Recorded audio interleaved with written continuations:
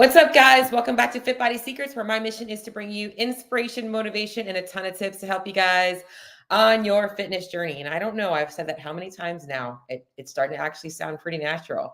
And I'm excited to talk today a little bit about today's topic, but more so excited that some of you guys engaged with one of my recent posts because I've been looking for some new thoughts and ideas to put out here for my podcast.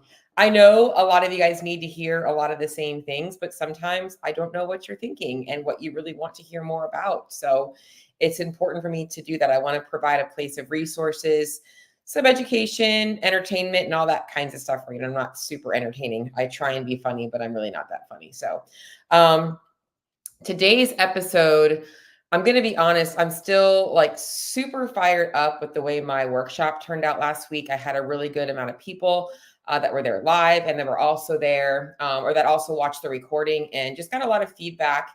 And I just feel like one of the common themes was just not really knowing how much they needed to be eating, how much you need to be eating to see results, and a lot of misconceptions around nutrition in terms of like following plans and diets and achieving goals and feeling like you have to choose between like performing a certain way, feeling a certain way, giving up your whole life, and the body composition or fat loss goals that you might have.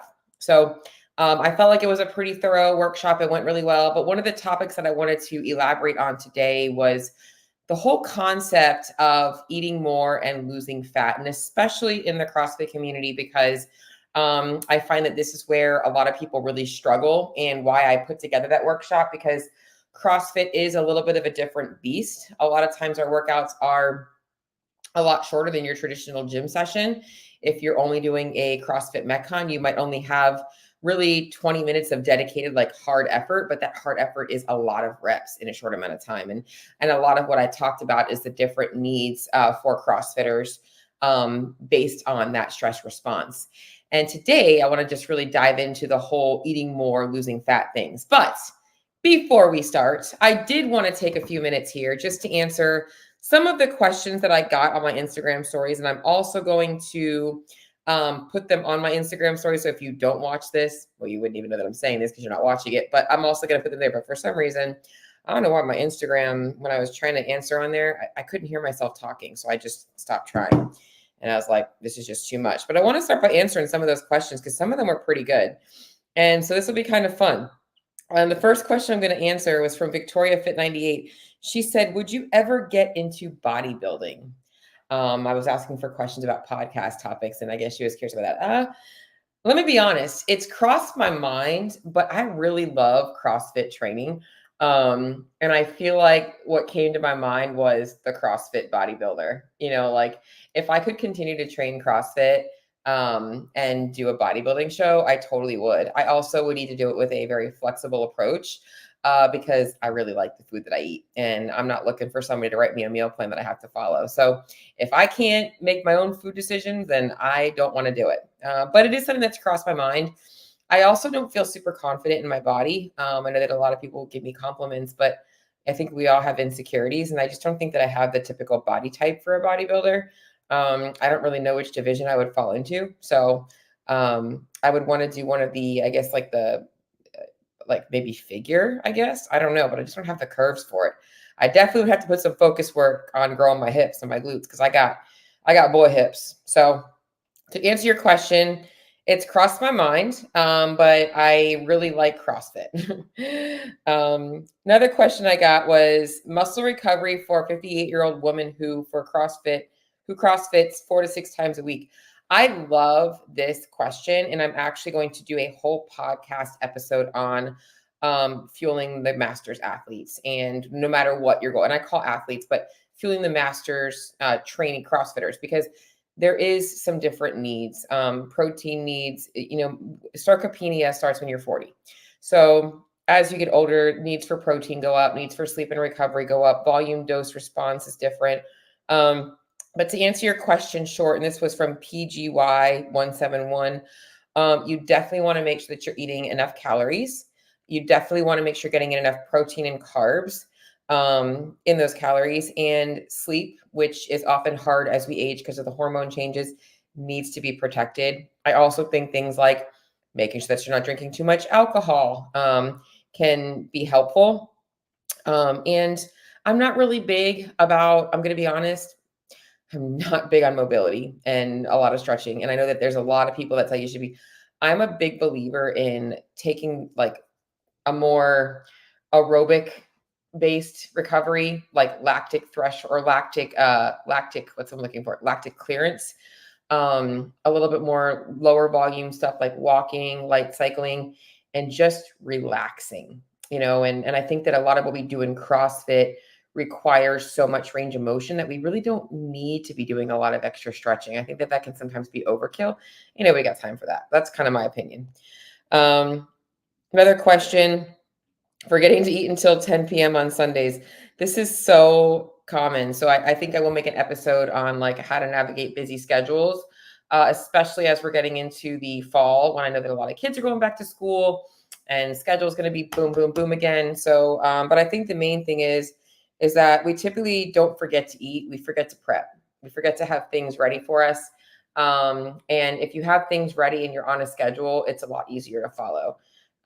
Typically, if you're forgetting to eat all day, you're going to end up in a bad situation at 10 p.m. because you're probably going to be starving. So I think that there's some things that I can kind of cover there. So I'll do a whole episode on kind of like getting over that. And I think what tends to happen is if you deal with stress, anxiety in a way that affects your appetite, so some people overeat, some people undereat, some people need to kind of eat on a schedule to kind of correct that.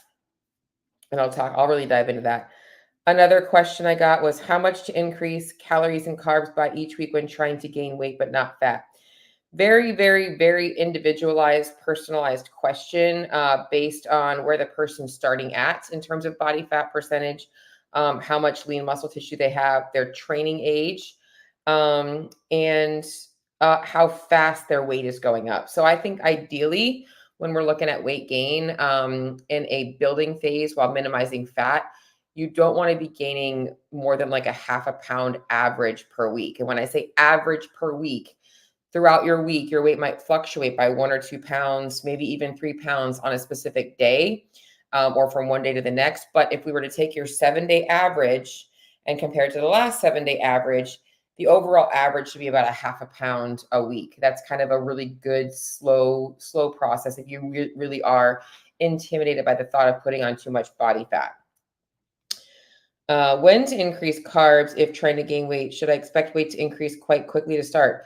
Whenever you are increasing carbohydrates, no matter what your goals are, you are going to usually see a little bit of a spike in your weight for the first couple of days. And the reason for this is because carbohydrates are going to cause your body to store water. Every gram of carbs can store up to 4 grams of water. So you'll see that initial weight fluctuation, but it should settle in after the first couple of days. And you shouldn't notice it again until you do another big jump in carbs. So it also depends on what kind of carbs you're adding in. So if I'm adding in more complex carbs, it's going to be a lot more food volume. That's going to make my weight go up even more because of the amount of food I'm consuming. Whereas if I'm just doing carbs from like honey or some more dense things, I probably won't see as big of a spike on the scale. So the amount of carbs you're adding in and the amount of food you're adding in is really going to dictate that. But it has nothing to do with your body fat percentage. Again, that's where we're going to that other question where you want to be looking at your weight trends from week to week, just like we would do if you are losing weight. Same thing I look at there. And fat loss. Oh. And time, resting, great effort. Great effort. I just had my timer run for my workout earlier and it's got like a 99-minute, just decided to go off. So anyways, distraction. But yeah, so and when we're in a fat loss phase versus a building phase, we can be a little bit more aggressive, and we can get to that 1 to 2 pounds of weight loss a week, as long as a person's feedback is good. Just muscle gain is such a slow process. It's like for people that think fat loss is slow, gaining muscle is like it's like a snail's pace. You can't put on muscle that fast unless you're like brand new to training or you're on some serious drugs. It takes time. So, but food is what you need for that. And then the last question I'm going to answer is, do you weigh ground beef cooked or raw in tracking? How about rice, oats, etc.? I'm actually going to create a reel on this too. Great topic. I think the main thing is, number one, however you're cooking and weighing consistently, that's easiest for you is how I want you to cook and weigh your food. And this is for hippity hop, hippy hop. So if you tend to, if it's easier for you to cook your food and then portion it out when it's already cooked, that's good. As long as you're going to keep weighing it, because that's what's going to be most consistent. It is more accurate when you weigh it raw than it is when you weigh it cooked. And the reason is because whenever you cook food, whenever you cook beef, we're going to lose some of the water weight from it. And we can't always control how much water is lost. It's going to depend on the cooking method, along with, how burned you make it. Hate to say it like that, but if you're burning your chicken, your chicken's going to be much lighter when it's cooked. So the best way is to weigh it however you're consistent, weighing it raw. What I tend to do, and this is just because I've been doing this for a long enough time, I weigh it raw, I cook it, and then when it's done cooking, I weigh it cooked. And this way I know the cooked amount. And just so you know, a rough idea, most cooked protein is about 70% of the raw. So if I cooked 4 ounces of chicken, it's usually about 3 ounces. And I know that because I do it every single week. So about 4 ounces of ground beef is about 3 ounces cooked. So you can kind of use that as a little bit of a gauge, about 70 to 75%. Again, if you're charring your meat and it's like really, really like burned, probably a little bit less, but just so you know, that's a good thing. And then when it comes to rice and oats, I definitely do raw. But for like rice and pasta, it's like a 1 to 2. So about 1 ounce raw ends up coming out to about 2 ounces cooked. But again, way better to weigh it out raw.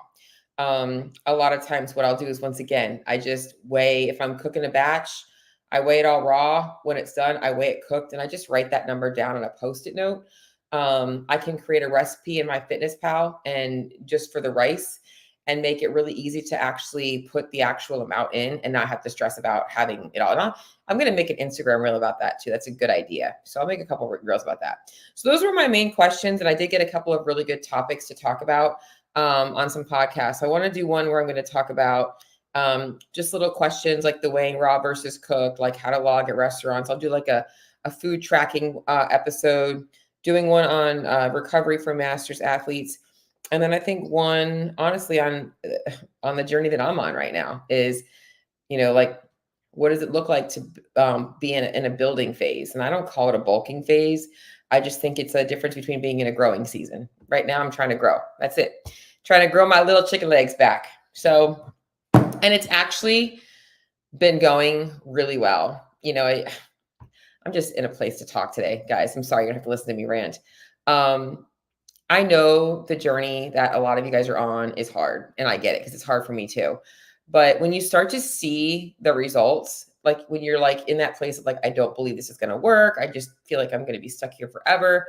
And it just can feel like just sticking in your comfort zone feels good. When you start to see the progress is like, oh.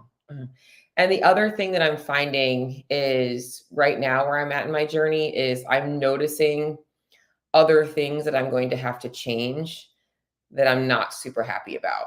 And there are some other things I'm going to have to let go of. And it's really hard for me. I love, love, love training. And I just think that in order for me to get stronger, I am going to have to let go of a little bit of my cardio training, which I love. I love the interval work. I love it. It's like always been my thing. I'm a grinder. And in fact, I know that it does help me a lot with my like focus. So normally first thing in the morning, I will work for a couple hours and then I eat breakfast. And by that time, I'm like, I need to move my body a little bit. So I'll usually do my aerobic session then. And then I'm like right back to work and I feel super creative. I got lots of energy. And I think I'm going to have to give up a little bit of that, or at least change it to where it's a little bit more focused on power output. Because I think that where I'm at right now, in order for me to get to the next level, the next bit of strength, I need to take that stuff down a little bit. So, but it's been going well. And so I guess today's topic is what I want to really get into, which is what is this whole like, I need to be eating more to lose weight, right? We're 14 minutes and I haven't even started talking about this topic yet.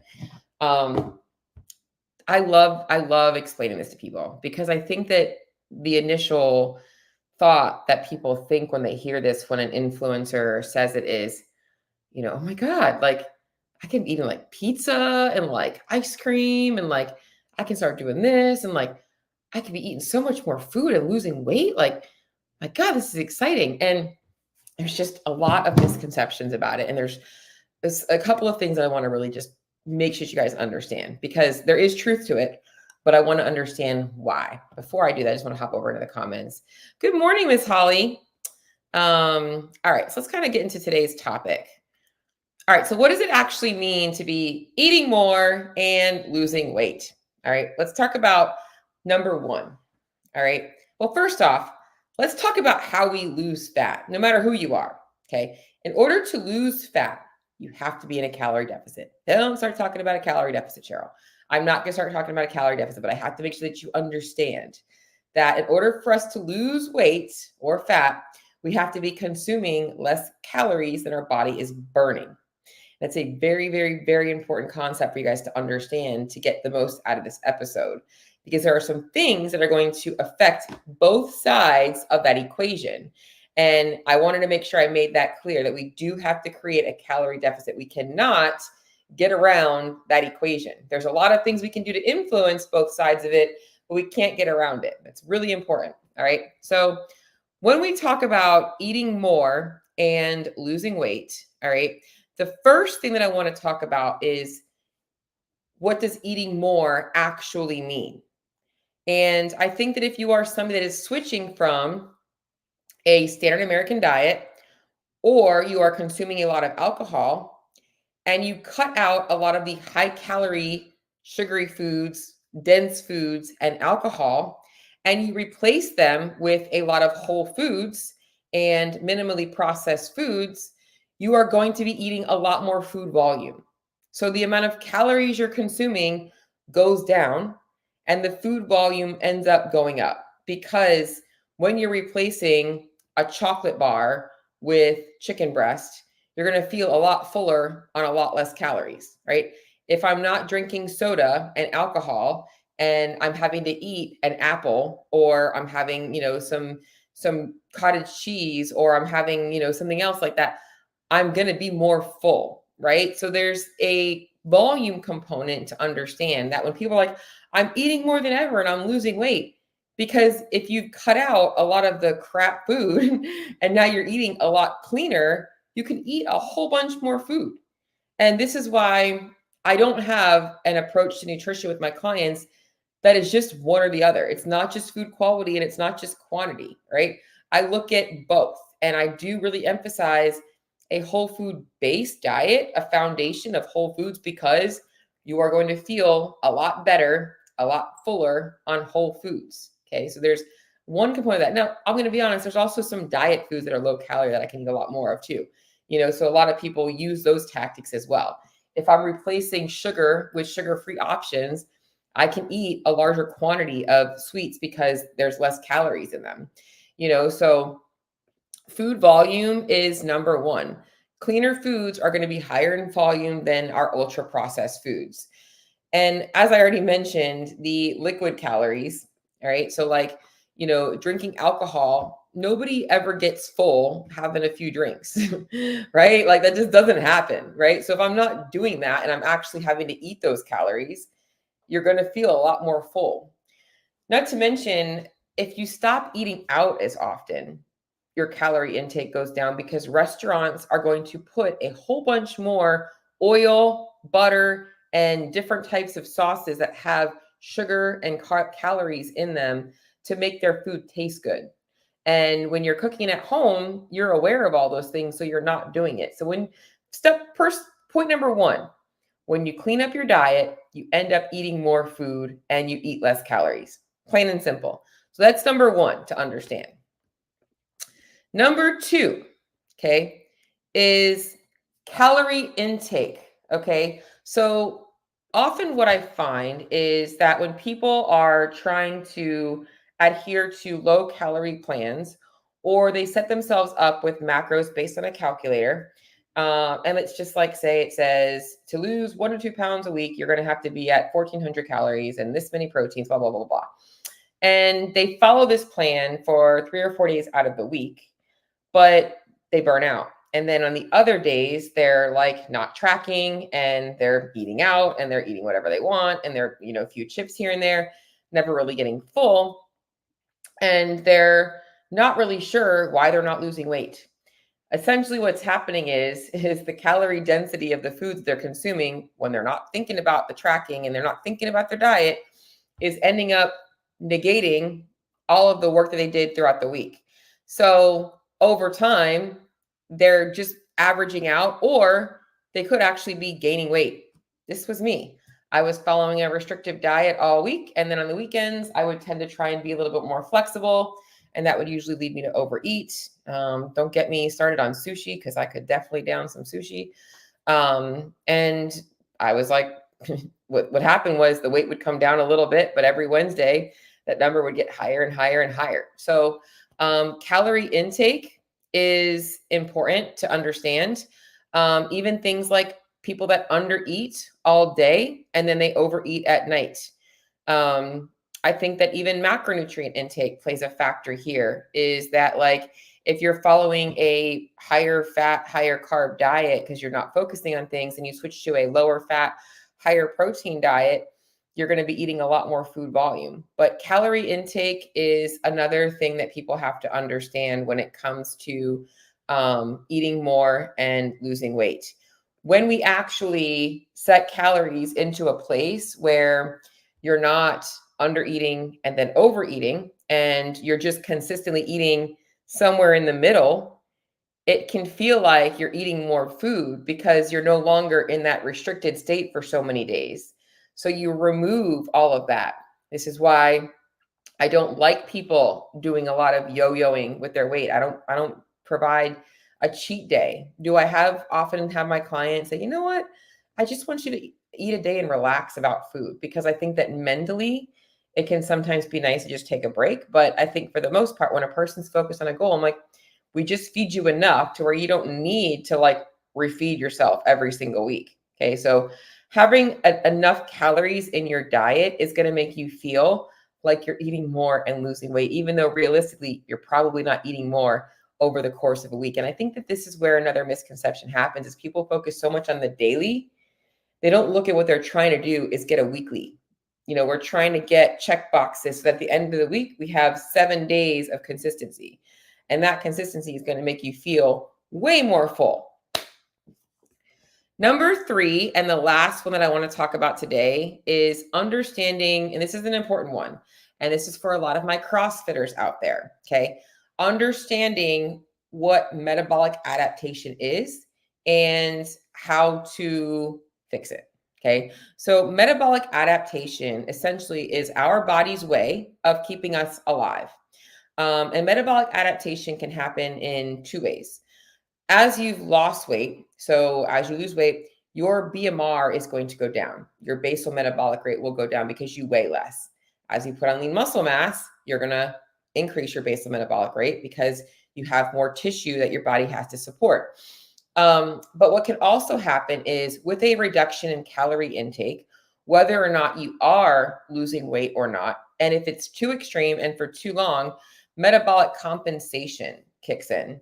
And this is your body's way of saying, you know what, there's not enough energy available to effectively digest my food, to pump heart, or to pump blood, to, breathe, to think clearly, to, all these different processes that our body does, the endocrine system, everything, right? To reproduce cells, to repair our hair, skin, and nails, to repair our muscles. All of these things the body has to take account of.